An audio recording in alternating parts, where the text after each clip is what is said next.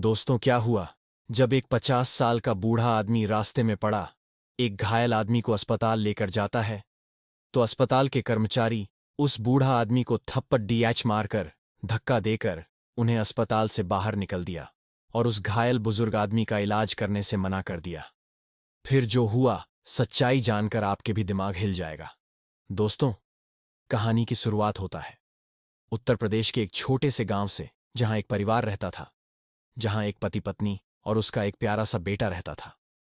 पति का नाम शिव कुमार और पत्नी का नाम राजकुमारी था, और इनके बेटे का नाम आर्यन रहता था। आर्यन के पिता शिव कुमार बहुत ही मेहनती किसान था। वह चाहता था कि उसका बेटा PRH लिखकर एक बहुत बड़ा डॉक्टर बने, और उसे यह भी पता था कि उसका यह सपना गांव में रहकर पूरा नहीं हो सकता।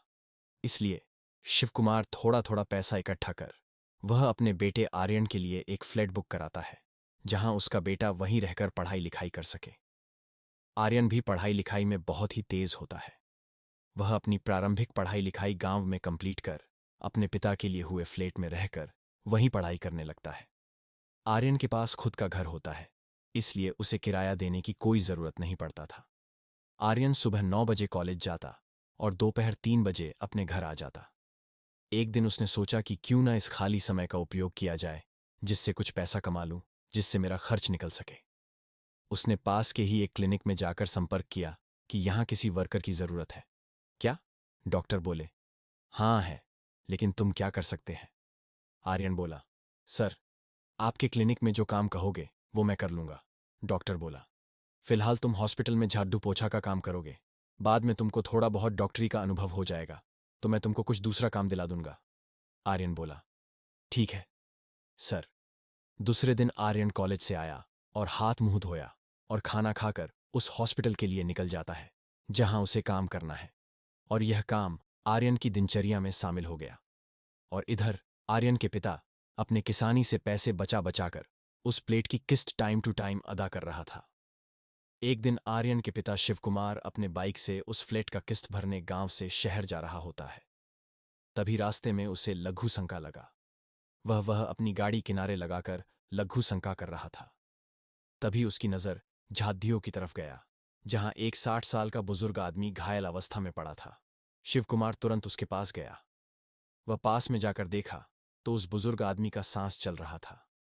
शिव कुमार जो होता है, उस घायल आदमी को उठाकर अपने गाड़ी के पास लाया और अपने सिर में लिपटा गमछा को निकालकर उस घायल आदमी को अपने कमर में बांध कर अस्पताल लाया। अस्पताल के बाहर एक खराब व्हीलचेयर पड़ा था। उसमें उस घायल आदमी को सुलाकर शिव कुमार जो होता है, वह दौड़ते हुए हॉस्पिटल के अंदर प्रवेश करता है। अंदर जाने के बाद वह एक डॉक्टर से कहा कि साहब, इस आदमी की हालत बहुत ही खराब है, अगर इसको जल्दी ही इलाज नहीं मिला तो ये मर जाएगा। डॉक्टर बोला, ठीक है, आप रिसेप्शनिस्ट के पास जाइए, वहां वह आपको एक कागज देगा, उसमें अपना दस्तखत कर उसे उस फाइल को दे देना, हम इसका इलाज चालू कर देंगे। शिव कुमार उस रिसेप्शनिस्ट के पास जाकर बस इतना ही कहा कि मुझे इस आदमी का इलाज कराना है। वह रिसेप्शनिस्ट ने एक कागज निकाला और कहा कि इस कागज में साइन करो, और साथ में 1 लाख रुपये भी रिसेप्शनिस्ट के मुंह से। जैसे ही शिव कुमार ने 1 लाख जमा करने के लिए कहा, तो शिव कुमार दौड़ता हुआ फिर उस डॉक्टर के पास आया जिससे वह पहले बात किया हुआ था। शिव कुमार बोला, साहब, यह आदमी मेरा कुछ नहीं लगता, मैं अपने गांव से शहर आ रहा था, मुझे ये आदमी सड़क किनारे झादियों में घायल अवस्था में मिला। मैं एक मनुष्य होने के नाते ये घायल आदमी को वहां से उठा लाया हूं। आप इसका इलाज शुरू करें, मैं इसके परिजनों को ढूंढकर आपके पैसे दिला दूंगा। डॉक्टर बोला, देखिए चाचा जी, हमारे हॉस्पिटल में ऐसा नहीं होता। अगर आपको इलाज कराना है तो आप पहले 1 लाख रुपये जमा कीजिए, नहीं तो यहां से इस आदमी को ले जाइए। शिव कुमार जो होता है, वह उस डॉक्टर के आगे बहुत गिड़गिड़ाया। उस डॉक्टर का दिल पसीज गया और बोला, चाचा जी, अगर मेरा बस का बात होता तो मैं तुरंत ही इसका इलाज चालू कर देता, लेकिन हमारे ऊपर भी बड़े डॉक्टर का हाथ होता है।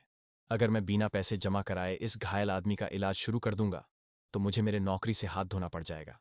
इसलिए आप बड़े डॉक्टर के पास जाइए, अगर वह इसका इलाज करने को बोलेंगे तो मैं इसका इलाज चालू कर दूंगा।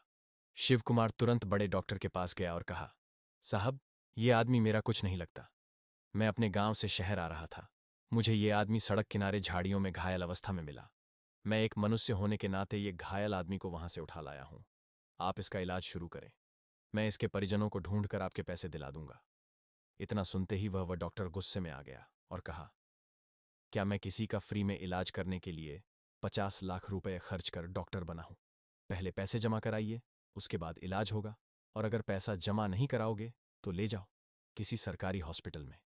शिव कुमार ने कहा, साहब, सरकारी हॉस्पिटल यहां से बहुत दूर है, वहां ले जाऊंगा तो बहुत देर हो जाएगा। आप इलाज शुरू करें, मैं इनके परिजनों को बुलाकर आपके पैसे दिला दूंगा। इतना सुनते ही वह डॉक्टर गुस्से से सिक्योरिटी बेल बजाया। आवाज सुनकर सिक्योरिटी दौड़कर आया। डॉक्टर सिक्योरिटी को गुस्से से कहा, इस आदमी को किसने अंदर आने दिया? इसको और इसने जो घायल आदमी लाया है उसे बाहर का रास्ता दिखाओ। सिक्योरिटी जो होता है वह शिव कुमार के बाह को पकड़कर बाहर खींचने लगता है।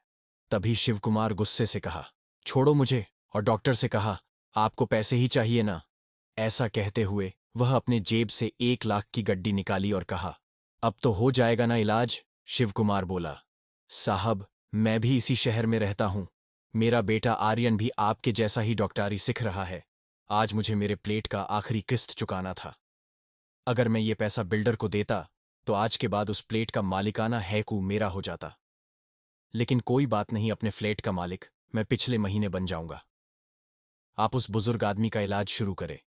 पैसा हाथ में आते ही वह डॉक्टर अपने कुर्सी से उठा और कंपाउंडर से कहा, उस बुजुर्ग घायल इंसान को ऑपरेशन थिएटर में ले चलो।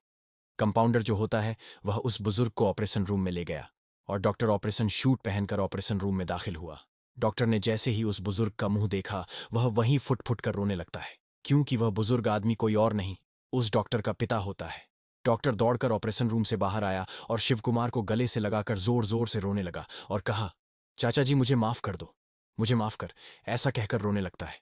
शिवकुमार जो होता है बोला, क्या हुआ साहब, आप रो क्यों रहे हैं? क्या हुआ आपको? क्या वो बुजुर्ग आदमी मर गया क्या? डॉक्टर बोला, नहीं चाचा जी, ऐसा अशुभ बातें मत कीजिए। जिसे आप लाए हो वो कोई और नहीं, मेरे पिताजी हैं, मेरे जन्मदाता हैं। आप मुझे मेरे किए के लिए माफ कर दो।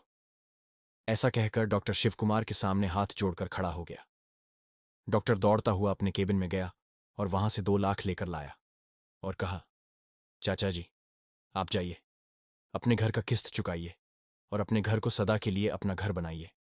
और जब आप वापस आइएगा तो आर्यन को साथ लाना मत भूलना।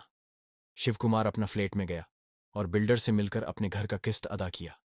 बिल्डर से अपने फ्लैट ला कागजात लिया और आर्यन से कहा, बेटा चलो, एक डॉक्टर से मिलकर आते हैं। आर्यन उस डॉक्टर के पास गया। डॉक्टर शिवकुमार के पास गया और कहा कि चाचा जी, आज के बाद आर्यन मेरे हॉस्पिटल में ही काम करेगा और इसे एक अच्छा डॉक्टर बनाने की जिम्मेदारी मेरा है। ऐसा कहकर डॉक्टर शिवकुमार को उसके गांव के लिए विदा कर दिया। शिवकुमार के एक अच्छे काम के चलते आज उसके बेटे आर्यन की जिंदगी ही बदल गया।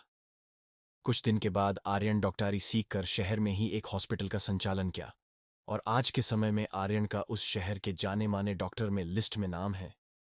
इस प्रकार शिवकुमार का आर्यन को डॉक्टर बनाने का सपना पूरा हुआ।